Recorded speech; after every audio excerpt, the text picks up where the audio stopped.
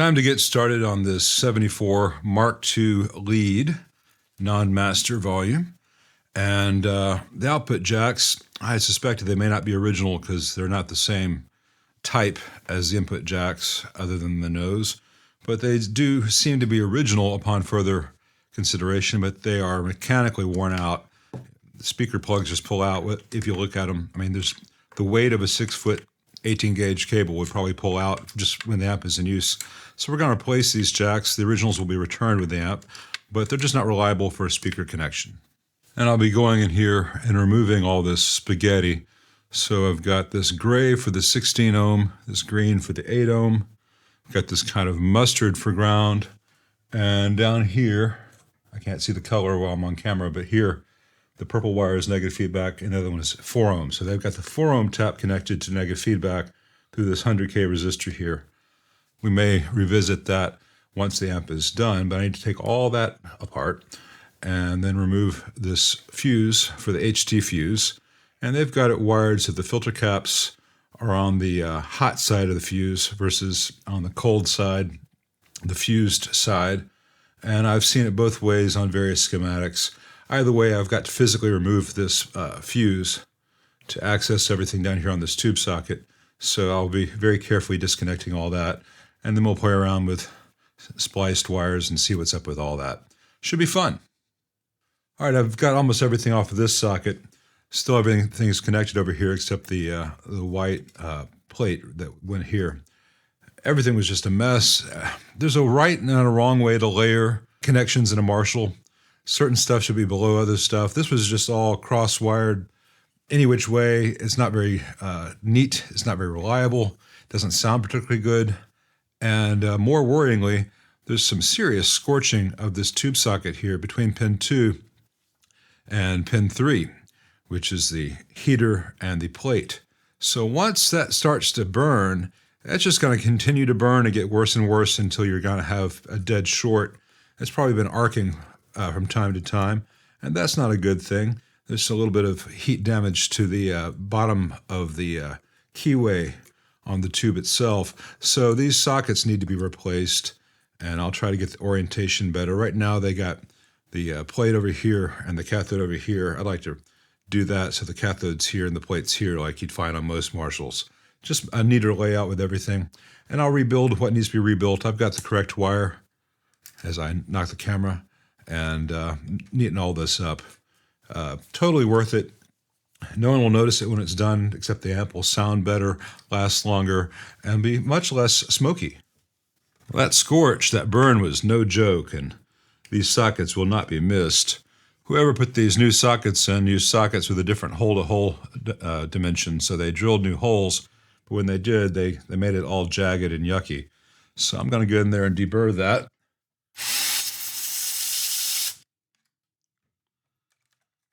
Got one big burr off. Got a little bit more to do, but I can't really do it with the camera here. I just was trying to show you guys how I roll, but jagged, sharp metal edges are no one's friends because, besides the fact it looks ugly, those little bits of metal that were sticking up would keep the tube socket from seating all the way against the chassis. So we want nice, clean, tight connections. Well, I've got the sockets changed out for these Beltons.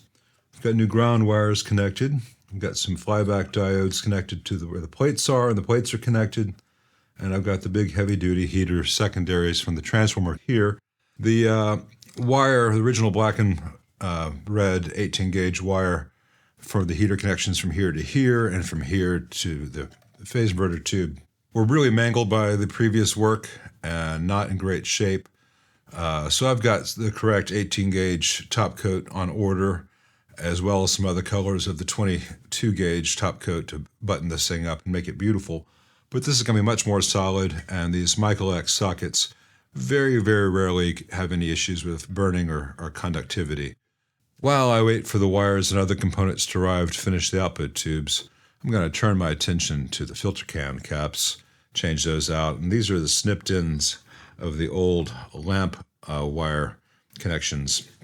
I haven't decided whether to splice new wire to these or to replace that bulb, because there's nothing fancy about it. It's just a red bulb in a square, outer shell. There's no difference between the old one and a new one. and it would be nice to have that be routed with everything else, but the old leads are just too short. All right, I've got the filter caps changed out, including the one down beneath the board. All that came out very easily. I'll show a close-up of this later, but the new ground lugs are larger than the stock ones, so I can actually get physical connections, you know, the mechanical connection. It's not just tack soldered. I've got that cap removed. I've got the bias caps removed. I've got the resistor that limits the bias tap removed, and those two tack soldered grid leak bias resistors removed there on the outputs of the phase inverter. The only damage to the bottom of the board was right in this area where they had superheated everything during the tack soldering process. Let's see if I can show that. Well, you can't really see it. It's not worth doing a close-up on.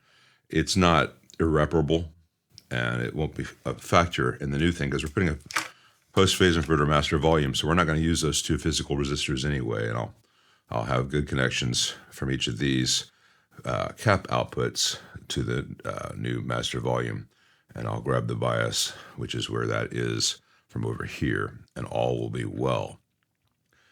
So time for me to put some new caps here, here, and here, and the bias limiting resistor, and start to button this back up in preparation for some parts to arrive to finish up the output tube socket wiring. This thing will live again. I also cleaned all the pots.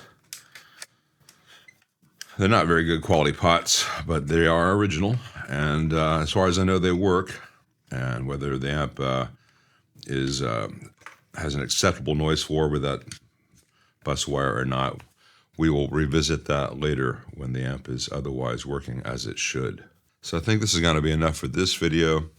You'll see the new caps in place and other stuff when some parts arrive, and life will be good.